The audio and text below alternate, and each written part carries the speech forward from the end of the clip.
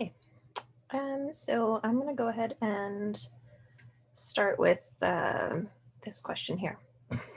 Okay, I'm going to go ahead and start explaining question 19 from section 2 of prep test 82.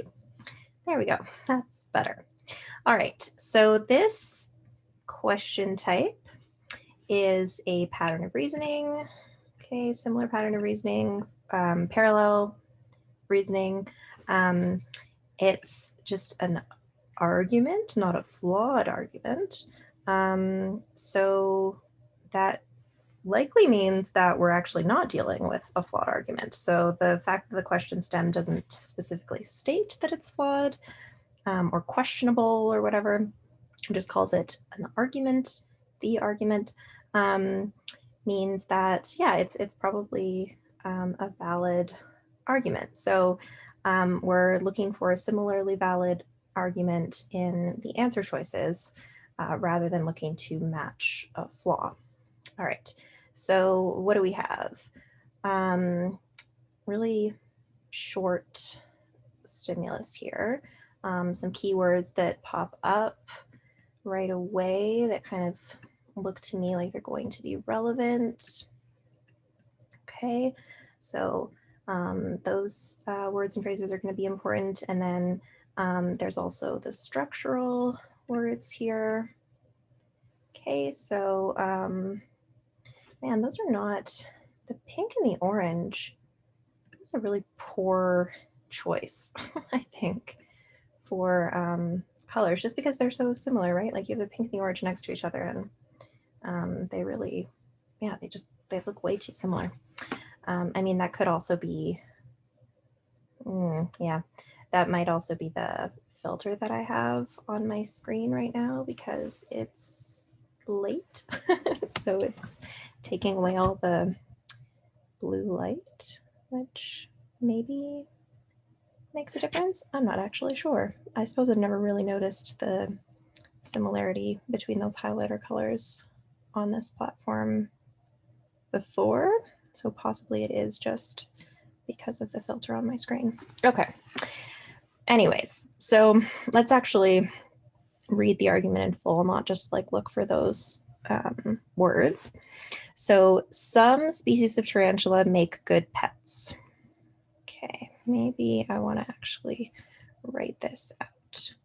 So we've got some tarantulas are good pets. What can I infer from that? Well, I can infer that some good pets are tarantulas.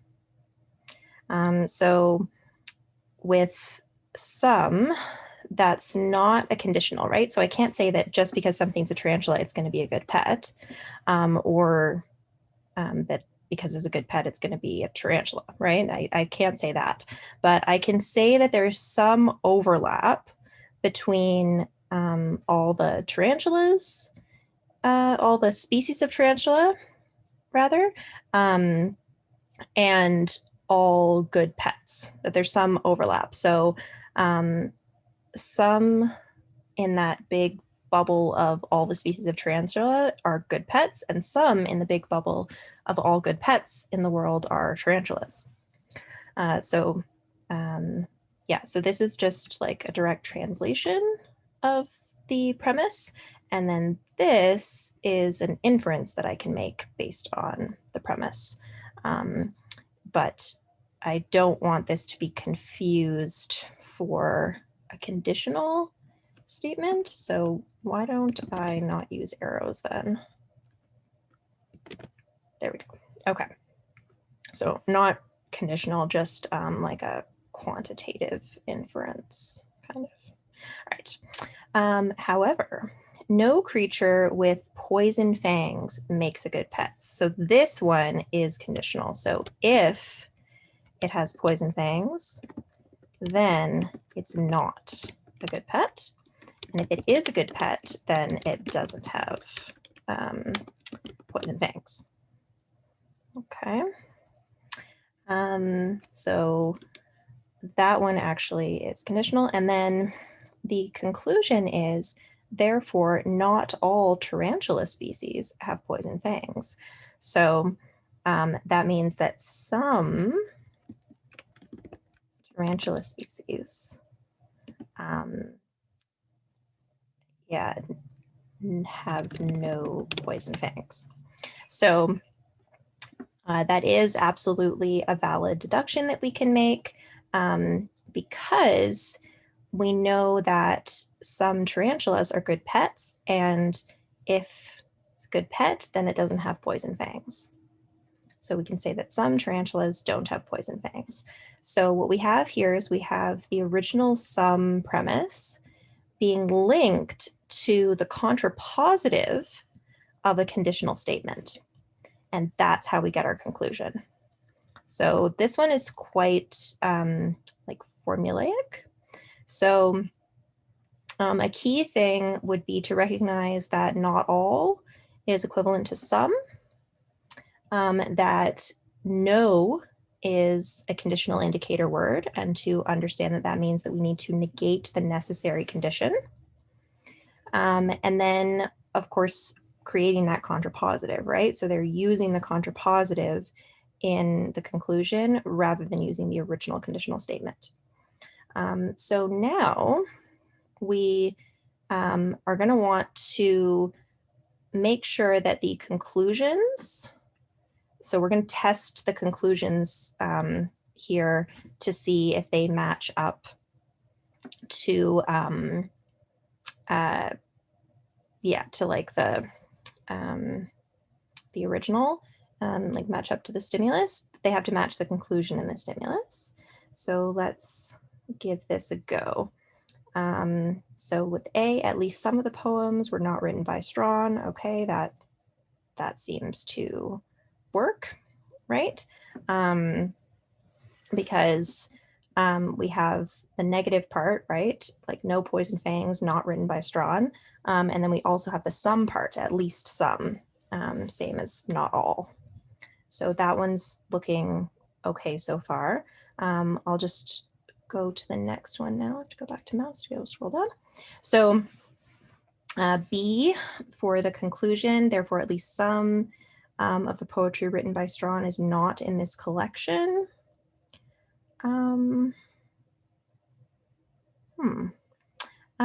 Maybe. Okay, maybe. I don't know enough about that one yet. Therefore, not all of the poetry in this collection has a regular meter. This one is missing the negative part, right? So this is no poison fangs. This should like be doesn't have a regular meter. I would be kind of questioning that one already. So if I can't find a match that's better, maybe I'll come back to it, but I don't like the fact that it doesn't have a negative thing. D is definitely wrong. So only Strawn's unpublished poetry has a regular meter. So we do not have the negative part. We don't have the sum part, right? Like it's not just like a portion of the poetry. It's only this particular kind of poetry. Yeah, that one's out. Not all of the poetry has regular meter. Okay, so all of those ones, just based on the conclusion, I'm thinking, yeah, it doesn't really match up as nicely as I would like. So I'm going to look more closely at A and B now. So A, one of the premises says none of the poetry written by Strawn has a regular meter. So if it was written by Strawn, it doesn't have a regular meter. That matches up really nicely with premise number 2 from the original. Okay, so the fact that this premise occurs first in answer choice A, and it matches to the premise that occurs second in the stimulus doesn't really matter that much to me. So the order of the parts of the argument isn't a big factor. I would probably rank that last in terms of the factors that matter for the pattern of reasoning. So what shows up first doesn't actually impact the reasoning. It's more about that you have, two premises, and each of those premises has a particular relationship to the other one and has a relationship to the conclusion, and then the conclusion has a way, like that the conclusion matches. So like in terms of strength and like certainty and stuff, and like those different factors. So like the modifying words are really relevant. So yeah, I would not be concerned about the fact that the one that's like none of the poetry written by Strawn has a regular meter, that shows up first, even though it matches the second one up here. What is kind of interesting though, is that because it's the first premise, it isn't introduced with the word but or however or yet or anything like that. So that's kind of interesting. So anyways, I'll keep going though. So the next premise is some of the poems in this collection have a regular meter. So yeah, some species of tarantula make good pets, right? It's that some. So, and the thing that we're talking about at the end, right, where we're trying to like determine what it is, in both of them, it's like, is it a good pet or not, right? If it has this characteristic, is it a good pet? So some species of tarantula make good pets. If it has poison fangs, then it doesn't make a good pet. And with the poetry one, it's like, you know, if it's written by Strawn, then it doesn't have a regular meter. And some of the poems in this collection have a regular meter. So both times you're dealing with the regular meter being the kind of end of that idea, like the end of that string of ideas. So if Strawn, right, if written by Strawn, then it doesn't have a regular meter. And if it has a regular meter, then not. He didn't write it. Or I guess she, because we don't know gender, or they.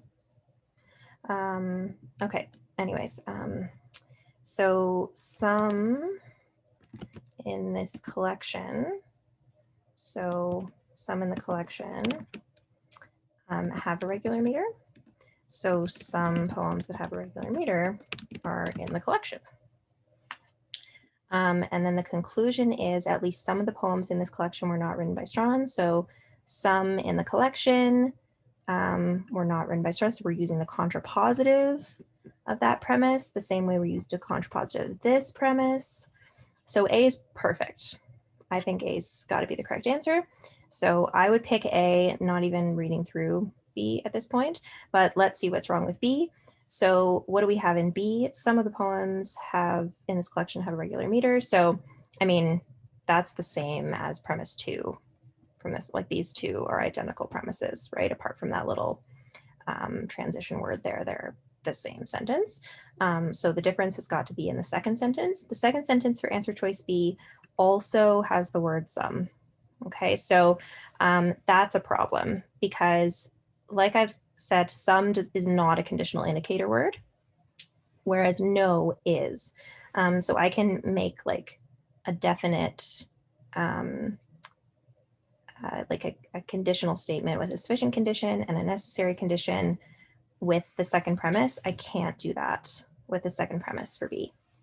And I definitely can't come to this conclusion validly for B.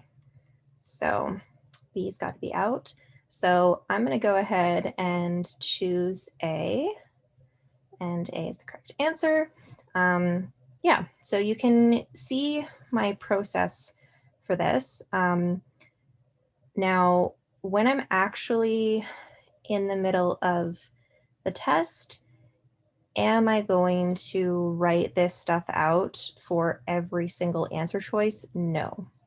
Do I look at the conclusion and find the key words for that conclusion and then try to find logically equivalent synonymous words or phrases in the conclusion and the answer choices? Yes, I do that. I go through and I go through the conclusions and the answer choices and go, oh, does that language match up? Yes or no, and do process of elimination. And then I go in a little bit more detail. for this one, it probably would have been faster to actually just check answer choice A, right? And then if you figure out, oh, like it matches perfectly and you choose A and you move on, you've saved yourself some time. But because in logical reasoning, we're looking for the best answer choice rather than like the one correct one, we might not feel confident going on without having read all the answer choices.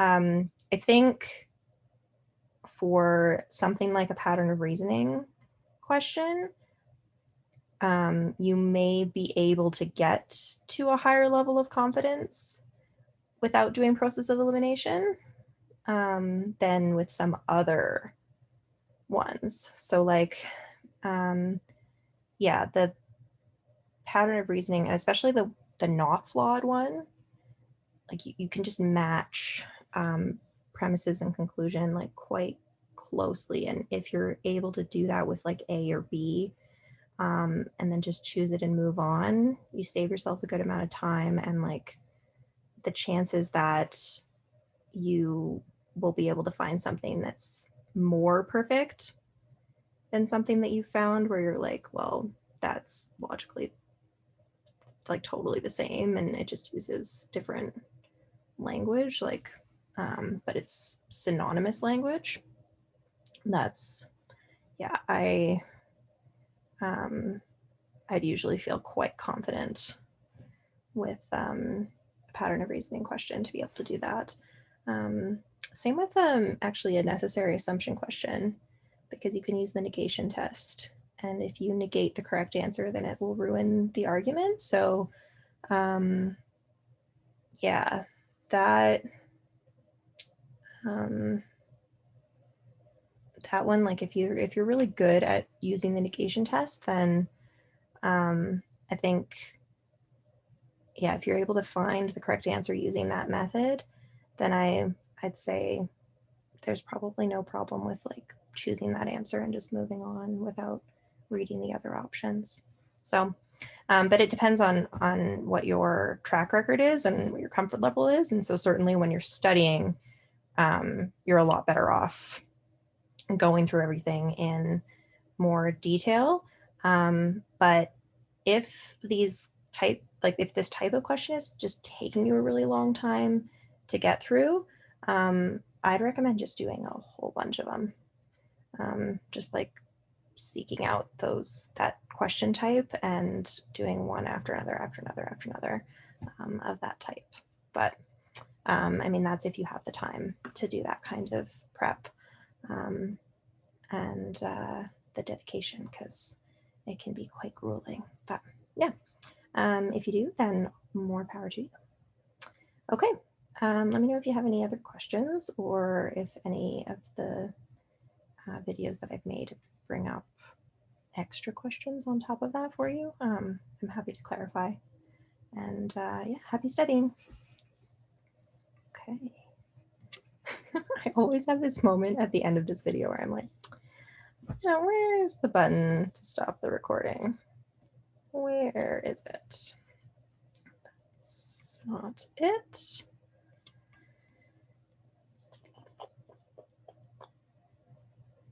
I really don't understand. I don't understand where it went. Okay. Stop recording. Okay. Bye.